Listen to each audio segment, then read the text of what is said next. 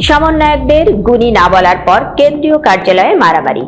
বৈষম্যমূলক ছাত্র আন্দোলনের কেন্দ্রীয় কার্যালয়ে দুই পক্ষের মধ্যে মারামারিতে বেশ কয়েকজন আহত হয়েছেন।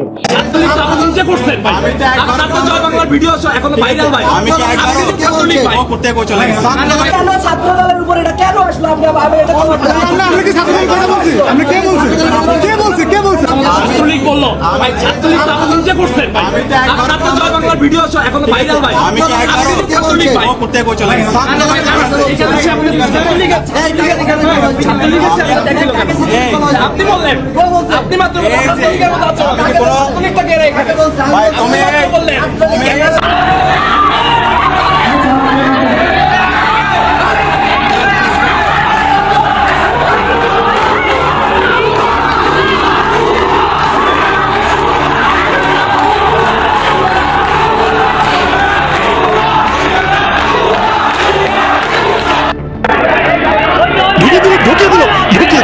ঢুকিয়ে দিল।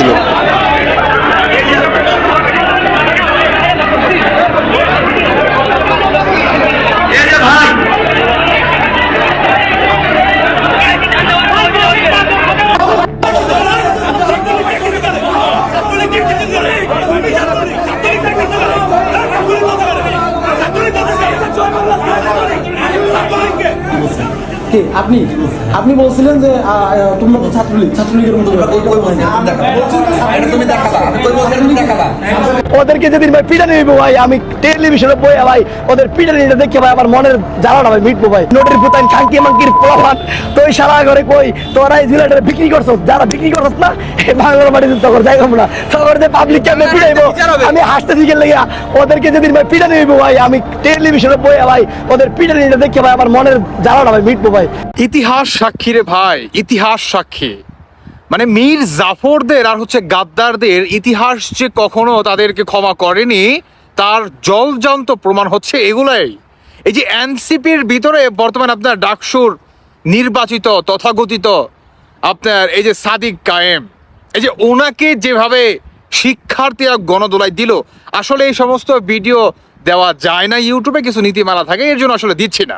আমাদের খরগোশ বাংলাদেশে ওরফে যদি আরেকটু বলি বেকো, এই দাঁত, তার দাঁতের জন্য তিনি বিখ্যাত সেলিব্রিটি একজন পার্সন। এই যে তাকে যেভাবে মানুষ আঁকড়ায় ধরছে কিংবা ঘিরা ধরছে, এই যে তুপের মুখে ভাই শিক্ষার্থীদের, যে তুই বেটা ছাত্রলীগ ছিলি, তুই বেটা আগে আওয়ামী লীগ করতে, তুই আওয়ামী লীগ করা অবস্থায় এখন আইসা তুই ই করস, এটা করস, সেটা করস, আবার কি বলে তুই বেটা একদিন জয় বাংলা স্লোগান দিছস, তুই আওয়ামী লীগের আশ্রয় ছিলি, আজকে তুই আবার মানে আওয়ামী লীগের বিরুদ্ধে যাস, তোরা হচ্ছে গুপ্ত, তোরা জঙ্গিবাদী, এই ধরনের কথাবার্তা শিক্ষার্থীদের মুখে শোনেন ভাই। একটা দেশের বৈধ সরকারকে যেভাবে ম্যাটিকুলাস ডিজাইন দ্বারা আপনারা পতন করেছেন ভাই, আল্লাহর তো একটা বিচার আছে নাকি? উপরে একজন আছে না, তার একটা বিচার আছে না?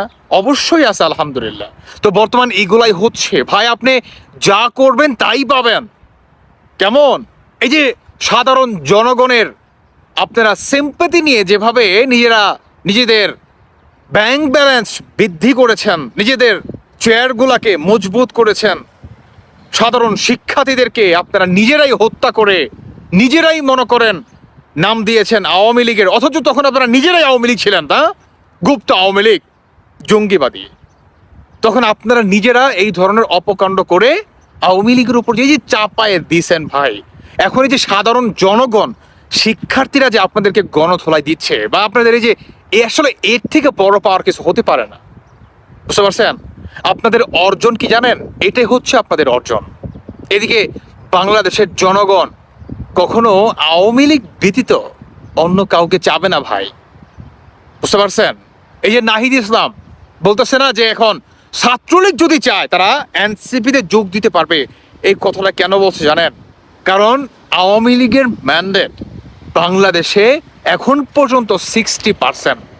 এই যে এতগুলো ম্যান্ডেট, যেহেতু আওয়ামী লীগকে বর্তমান রাজনীতি থেকে সংসদে একদম বিল পাস করে দিয়েছে, এই যে আপনার কর্মকাণ্ড, এখন এই জনগণের সমর্থক তো লাগবো, পাওয়ার তো লাগবো। ওই তোরা রাজুকে আয়, এখন তো আর শত শত মানুষ দল বেঁধে কাঁধে কাঁধ মিলিয়ে রাজনীতি তো আসে না।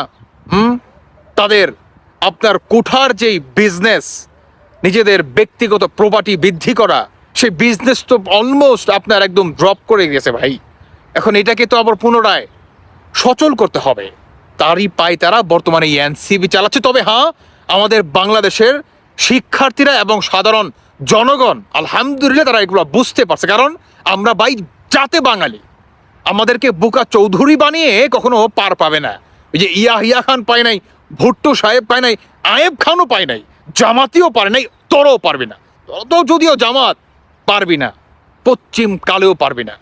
বুঝতে পারছোস? দর্শক বন্ধুরা, বাকিটা আপনাদের ব্যক্তিগত মতামত অবশ্যই জানিয়ে যাবেন। ভালো থাকুন সবাই। আল্লাহ হাফেজ। আসসালামু আলাইকুম।